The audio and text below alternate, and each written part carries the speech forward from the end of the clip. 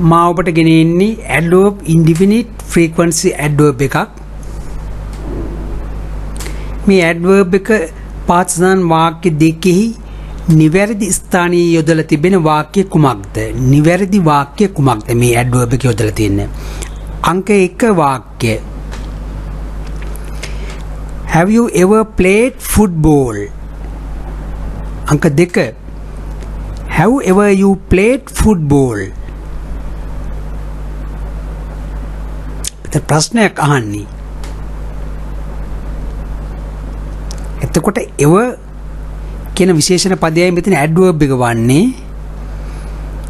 බලන්න අංක 1 පදයේද වාක්‍ය රටාවද නිවැරදි, අංක 2 වාක්‍ය රටාවද නිවැරදිව මේ ස්ථානයේ යොදලා තියෙන මොන වාක්‍යෙහිද බලන්න හොඳින්. ඔව් නිවැරදිව මේ ever පදයේ යොදලා තිබෙන්නේ අංක 1 වාක්‍ය have you ever played football අංක 1.